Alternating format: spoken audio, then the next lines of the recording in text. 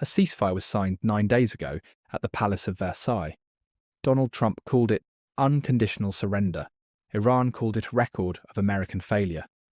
And this morning, while you were going about your day, Iran's Islamic Revolutionary Guard Corps launched 4 one-way attack drones at commercial ships attempting to transit the Strait of Hormuz. One of those drones struck the upper deck of a large Singapore-flagged cargo vessel called the Ever Lovely, a ship travelling on a route recommended by the British Royal Navy. The United Nations immediately suspended its operation to evacuate more than 11,000 stranded sailors from the Persian Gulf. Trump posted on Truth Social, calling it a foolish violation of the ceasefire agreement. An Iranian Deputy Foreign Minister Kazem Garibabadi issued a statement on the same day saying, "Safety cannot be guaranteed for ships that transit the strait without consultation with Tehran. A ceasefire, 4 drones, 1 ship hit, 11,000 sailors still trapped, and a waterway that carries 20% of the world's seaborne oil is, despite everything the White House has said this week, still not unconditionally open." You need to understand what happened today in the Strait of Hormuz, not as an isolated incident, but as the latest and most vivid chapter in a story that has been building for 4 months. Because the drone that struck the Ever Lovely this morning is not a breakdown in an otherwise functioning agreement. It is the symptom of something far more structural and far more dangerous than a ceasefire violation.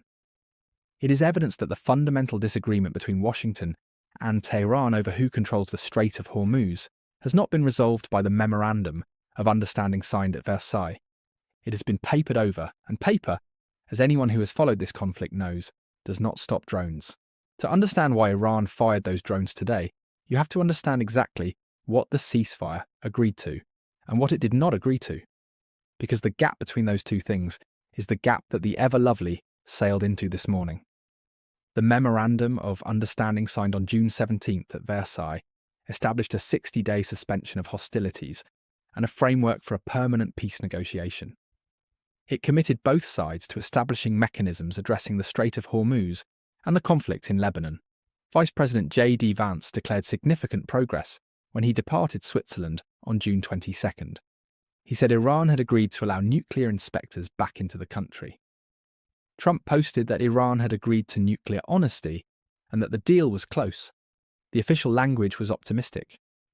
The operational reality on the water was more complicated, because the Memorandum of Understanding established a framework for discussing the strait.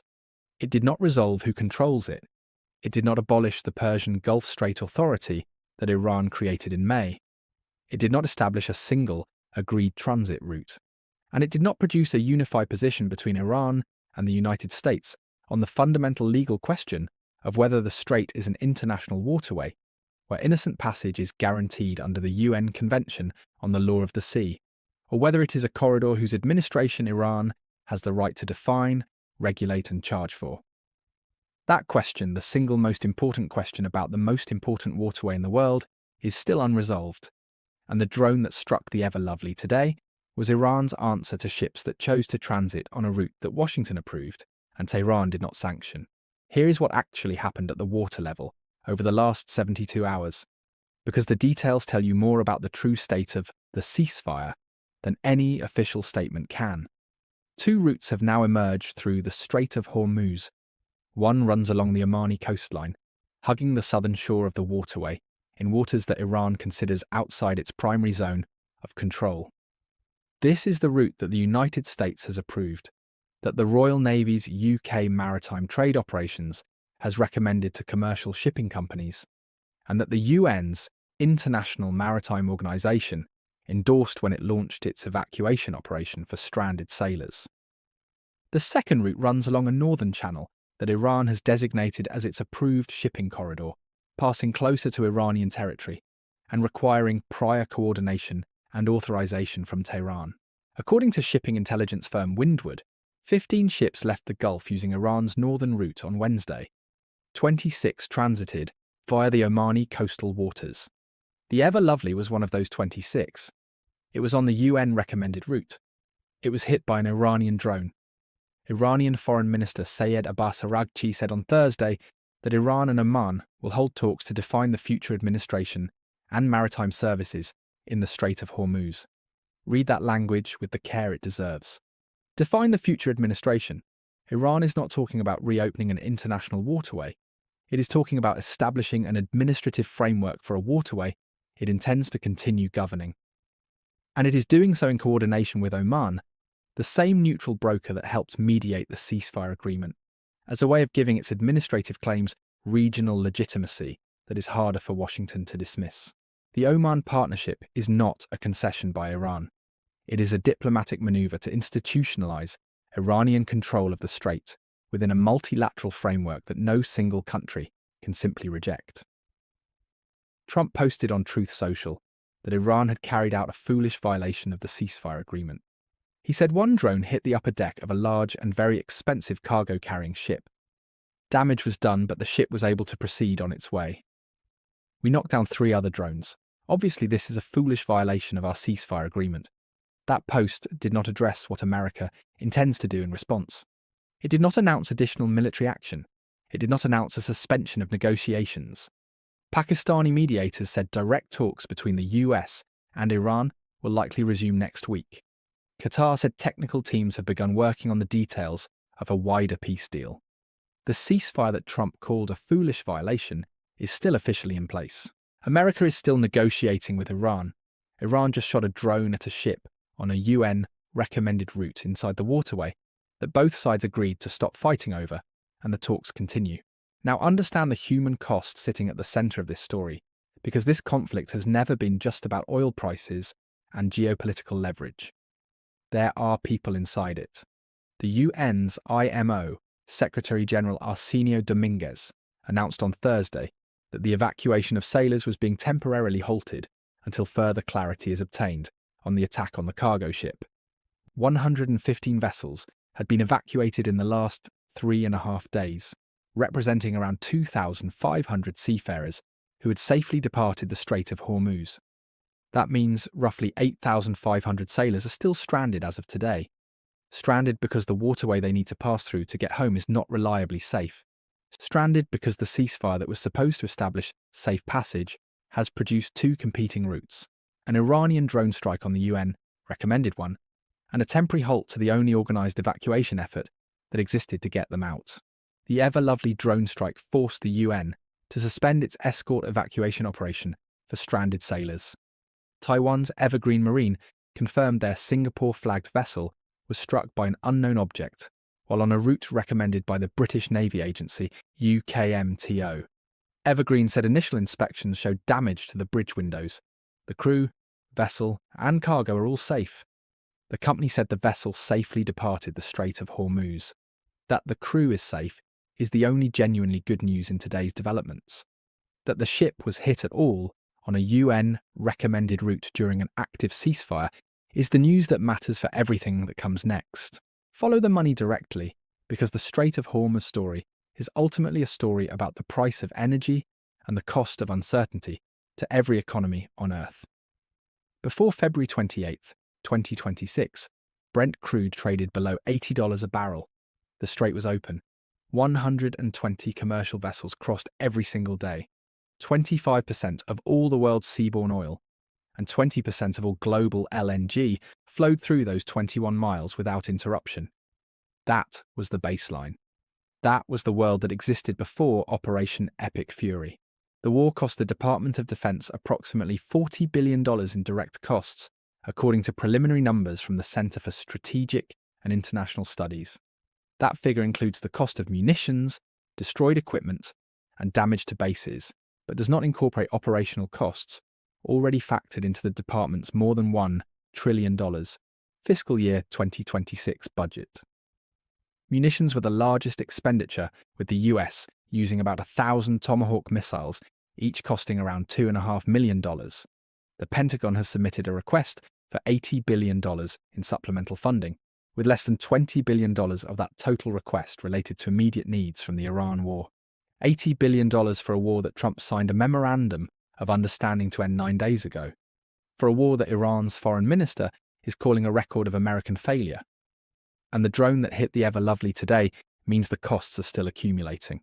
Now understand the Iranian negotiating position, because what Tehran is doing with the drones and the dual route strategy and the demand for Oman Iran talks to define future Strait administration is not ceasefire violation in the conventional sense. It is leverage application in a negotiation that Iran has not yet concluded is going well enough to stop applying pressure.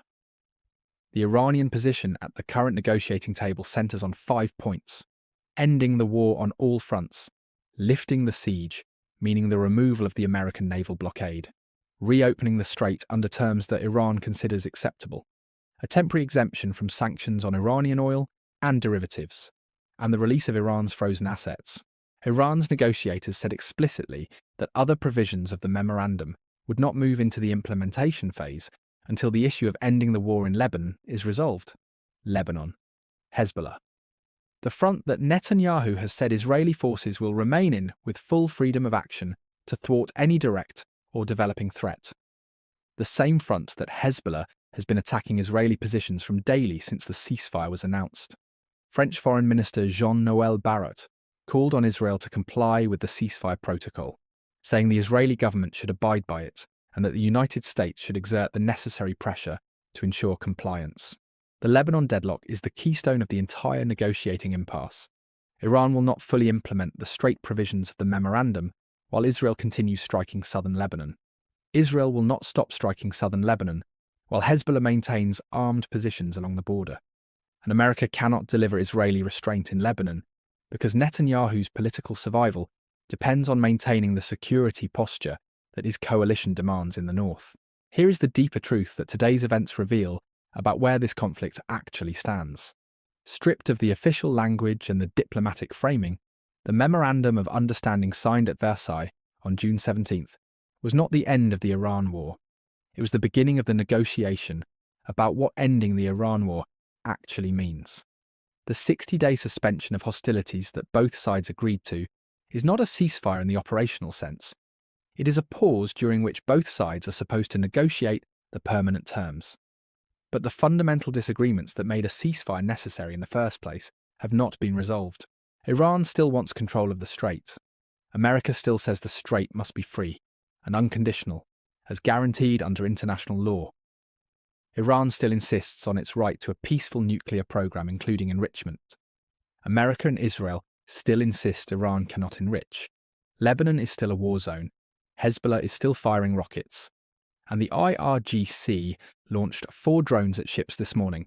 Iran has demonstrated through the entire arc of this conflict that it is willing to apply maximum pressure at every stage of the negotiation to extract maximum concessions from a counterpart that needs to be able to declare victory at home before the November midterms. That calculation has not changed because a memorandum was signed in Versailles. If anything, it has intensified because every day closer to November is a day that trumps political need for a fully resolved, strait reopened, oil prices down outcome becomes more acute. And Iran understands American domestic political timelines at least as well as American pollsters do. 1/3 of Americans approve of how Trump has handled the economy, according to a June Associated Press poll. That is in line with last month. The Iran war, which began February 28th, has been a politically difficult issue for the president. Trump flew to a Mack Trucks facility in Pennsylvania on Tuesday, working to put the conflict and the higher gasoline prices it caused in the rearview mirror. He said at a White House dinner with American farmers on Thursday that he is negotiating from a position of pure strength. "We knock the hell out of them," he said. "They want to make a deal with us very badly." Those words were spoken the same night that an Iranian drone struck the Ever Lovely in the Strait of Hormuz. Position of pure strength is the language a president uses when the political narrative requires strength to be visible. It is not the language that matches the operational reality of a strait where Iran controls which route is safe and which one gets hit with a drone. Where 11,000 sailors are still stranded, pending the resumption of a UN evacuation operation that was suspended after the drone strike, and where Iran and Oman are holding talks to define the future administration of the waterway that America insists must be free and unconditional for all. Now look at what comes next, because the next 2 weeks will determine whether the 60-day pause produces a genuine foundation for permanent peace or collapses under the weight of the unresolved disagreements it was never actually designed to resolve. Pakistani mediators said direct US-Iran talks will likely resume next week. Qatar says technical teams are working on wider peace deal details.